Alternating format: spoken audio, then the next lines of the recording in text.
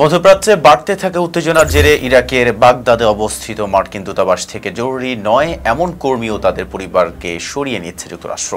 মার্কিন পররাষ্ট্র মন্ত্রণালয়ের এক মুখপাত্র জানিয়েছেন, এটি নিয়মিত জনবল পর্যালোচনার অংশ হলেও নিরাপত্তা ঝুঁকি বেড়ে যাওয়াই মূল কারণ। যুক্তরাষ্ট্রের এই পদক্ষেপের পেছনে অন্যতম কারণ ইসরায়েলের সম্ভাব্য ইরান বিরোধী অভিযান।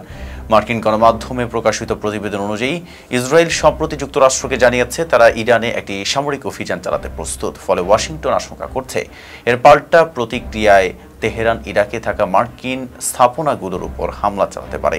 সেই ঝুঁকি মাথায় রেখেই দূতাবাসে কর্মরতদের আংশিকভাবে সরিয়ে নেওয়া হচ্ছে। ইরানের পরমাণু কর্মসূচি নিয়েও মার্কিন প্রশাসনে রয়েছে উদ্বেগ। প্রেসিডেন্ট ডোনাল্ড ট্রাম্প বলেছেন, আমরা ইরানকে পরমাণু অস্ত্র তৈরি করতে দিতে পারি না। যদিও ইরান দাবি করছে তাদের ইউরেনিয়াম সমৃদ্ধকরণ সম্পূর্ণরূপে বেসামরিক উদ্দেশ্যে এবং তারা কোনো পারমাণবিক বোমা বানাচ্ছে না। এই পরিস্থিতিতে মার্কিন মধ্যপ্রাচ্য দূত স্টিভ উইটকফ ইরানের সঙ্গে আলোচনা চালিয়ে যেতে আগ্রহী থাকলেও কূটনৈতিক অগ্রগতি খুব একটা দেখা যাচ্ছে না। ট্রাম্প ও ইসরায়েলের প্রধানমন্ত্রী বেনিয়ামিন নেতানিয়াহুর সাম্প্রতিক 40 মিনিটের টেলিফোন আলাপও পরিস্থিতিকে আরও জটিল করে তুলেছে। এদিকে ইরানি প্রতিরক্ষা মন্ত্রী হুঁশিয়ারি দিয়েছেন, যদি যুক্তরাষ্ট্র ইরানে হামলা চালায় তাহলে তারা মধ্যপ্রাচ্যে মার্কিন ঘাঁটিগুলোতে পাল্টা হামলা চালাবে।